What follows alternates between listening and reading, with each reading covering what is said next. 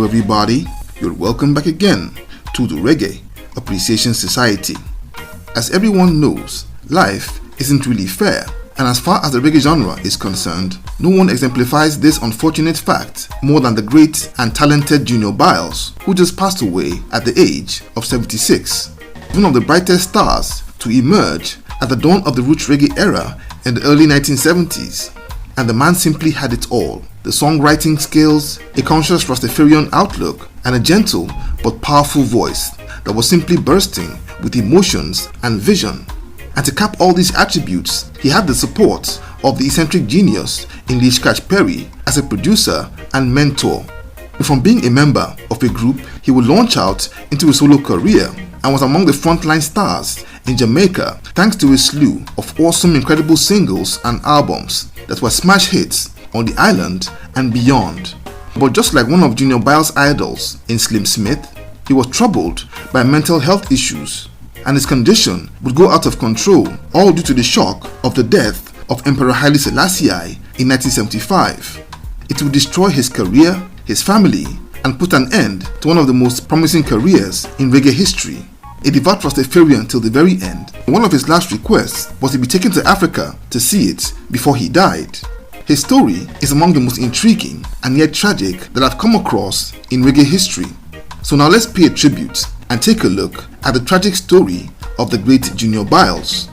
He was born Kenneth Byles Jr. on the 17th of July 1948 at the Jubilee Hospital in Kingston, Jamaica.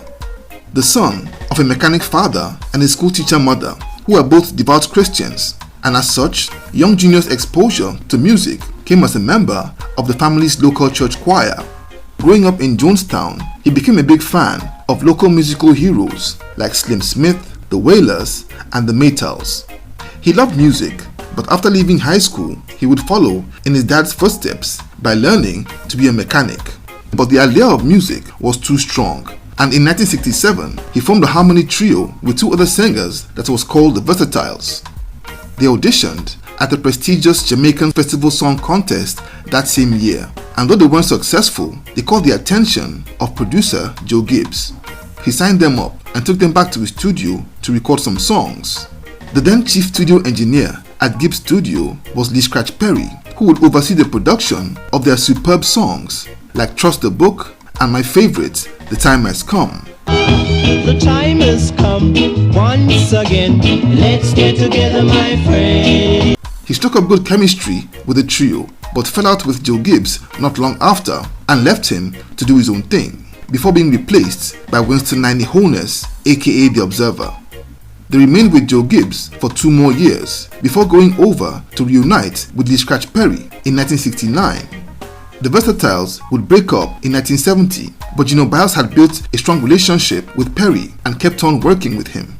Bob Marley and the Wailers had been Perry's pet project, but they had just parted ways over money. So Perry saw in Junior Byles a strong replacement and a super talented singer that he could propel to superstardom.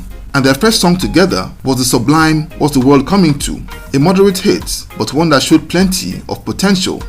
Junior Byles was by then a devout Rastafarian, and it showed in his next songs like Beat Down Babylon, Place Called Africa, and King of Babylon.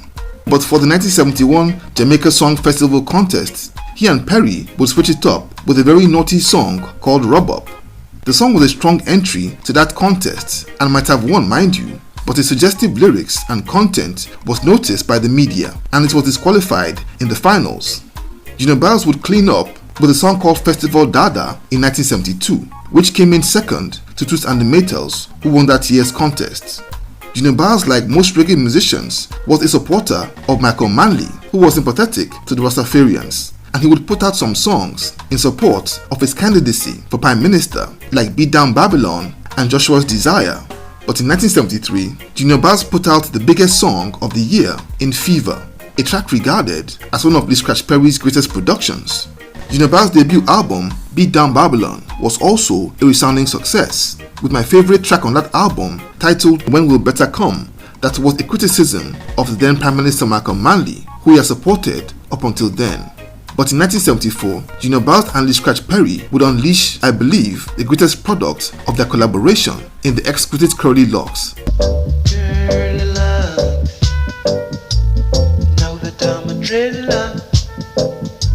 stunning fusion of Junior Byles' gentle, breezy, yet phenomenal powerful voice and Lee Scratch Perry's flawless instrumentals. The song was a big hit in Jamaica and also made major waves in the UK, and Curly Locks would cement his position as one of the icons of roots reggae for the 1970s.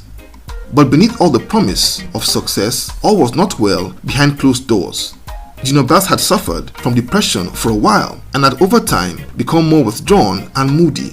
Lee Scratch Perry, on the other hand, was well known for being volatile and sparky, and over time, these polar opposite personalities would see a breakdown in their relationship and cause their partnership to fail.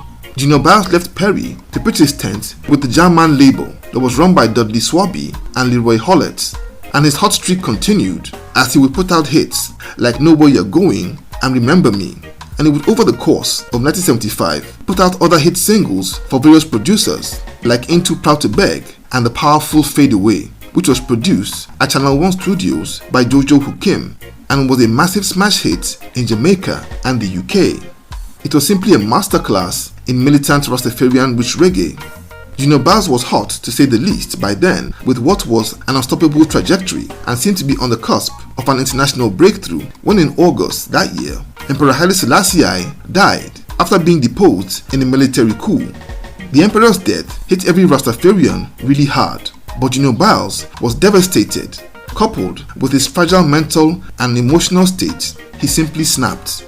He attempted suicide and was very lucky to survive, but he was never the same, and he vanished from the music scene for more than a year as he was in and out of sanatoriums in Kingston.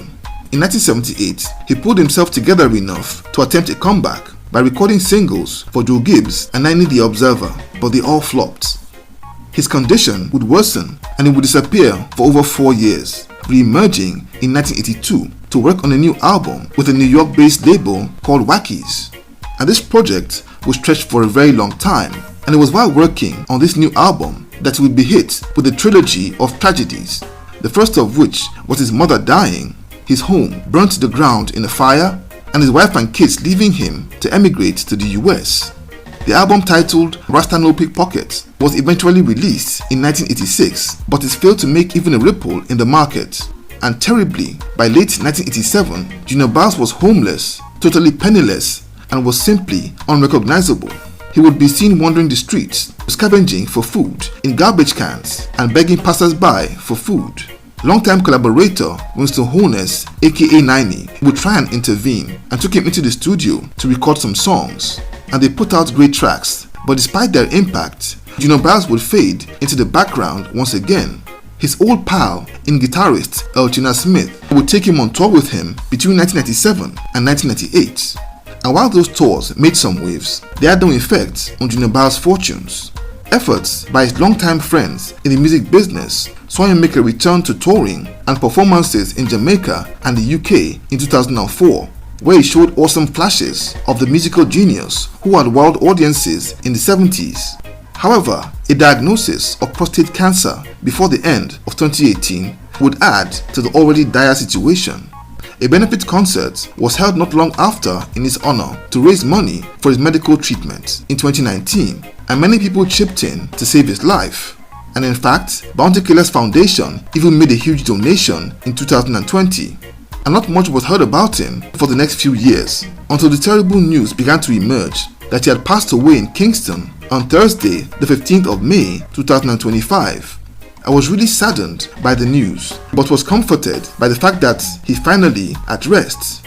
A truly gifted, unique, and wonderful person, loved by his peers up until the very end. It's yet again a sad day for reggae, but we can take solace in the beautiful music that he left behind and appreciate his brilliant work, which will live in our hearts forever. Rest in peace, Junior Byles. So there you have it. Thank you for watching this video today. Please leave a like, subscribe, and until next time, Jah bless.